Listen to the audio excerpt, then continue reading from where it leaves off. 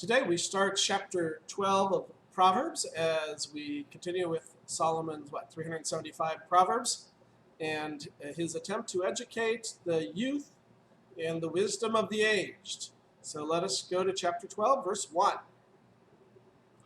Whoever loves discipline loves knowledge, but he who hates corruption is stupid. Well, there you go. If you think you're perfect, you've got a problem. If you think you know everything, you've got a problem.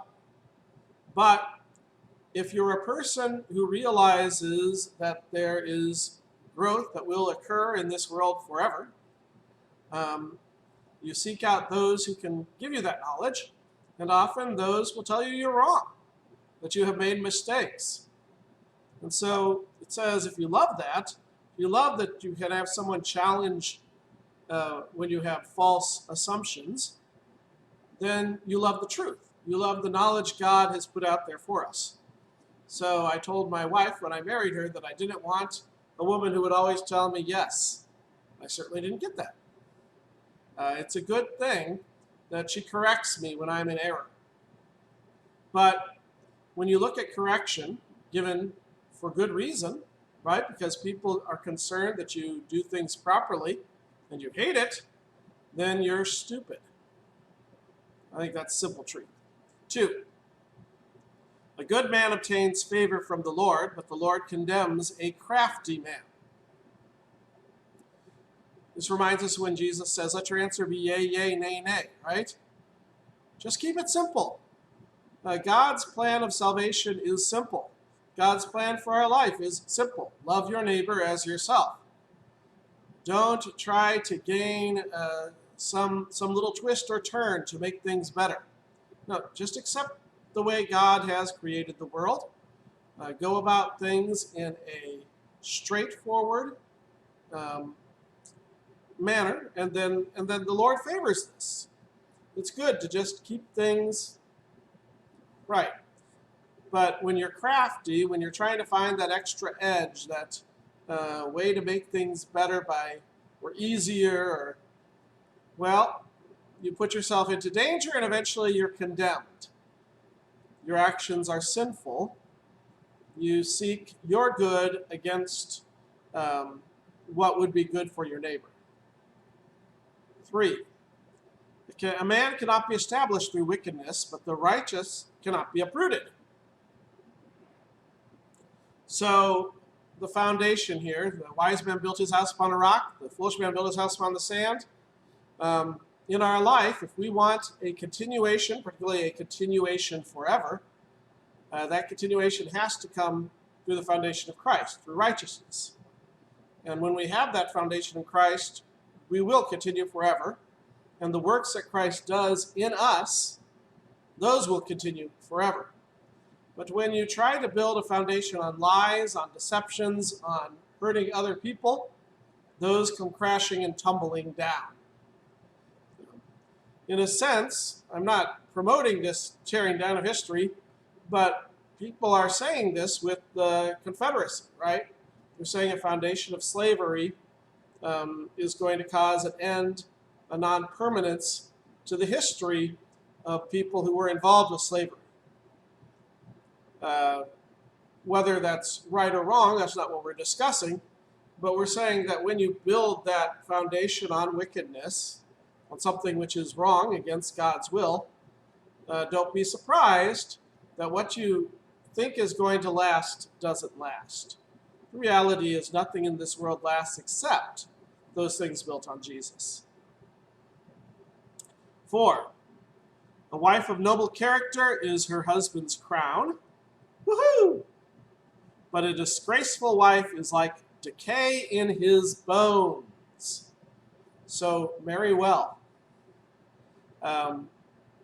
Marry a Christian. Marry a good person. Good in the absolute sense. We're all sinners and all fail. This also applies to husbands, not just wives. But when you have a wife who, like my wife, is a person who loves Christ and who wants to care for those around them, boy, am I proud of that, right? But if she were doing things that caused problems, if she were, getting drunk, going out to bars all the time, I don't know, what do you think? Gossiping all over the place. Well, yeah, I would be constantly in pain, at least mentally and emotionally, trying to clean up the mess caused by the one who should be a support system for me and who I should be a support system for. It's a terrible thing when your spouse is acting in a manner which causes them to be more the child than your children are, which causes them to be more the problem than part of the solution. And so here we see, marry a spouse of noble character, which is why I give the advice, marry a good Christian. That's how you know noble character. Moving on, 5. The plans of the righteous are just, but the advice of the wicked is deceitful. So the plans of the righteous go along with the plans of God, and they seek what is good. Good in the absolute sense, again, not in the temporal today sense. So they're just. They seek to have things come out evenly, and to have everybody promoted, not just one person pushing down to the others. But the deceitful plans of the wicked, their advice is always to get ahead in a false way, in a way which in the ultimate sense turns you against God's plan, and so ends up leading to nothing.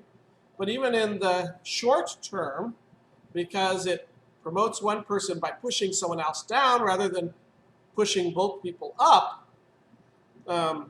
is bad advice. It causes harm in your seeking self-gain. So deceitful because it looks like it's going to get you something good, and really it causes harm. 6. The words of the wicked lie in wait for blood, but the speech of the upright rescues them. So the words of the wicked seek a way to tear down other people, seeks blood, causes violence, seeks turmoil. But when you are upright and you speak the things of God, first of all, God rescues you. He says he's going to watch over you and care for you through those circumstances. But also, your defense is right there in your actions and your words. You don't have to turn around and change them. So if you're Martin Luther and you're standing here before your table of books, and the emperor is saying to you, do you renounce? And you say, on this I stand, I can do no other.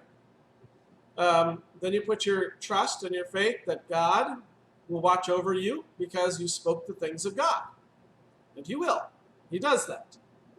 If you're going before a court and you're getting accused of having hurt someone, say you're a teacher accused of hurting a child in the classroom, you let your words and your deeds stand on their own.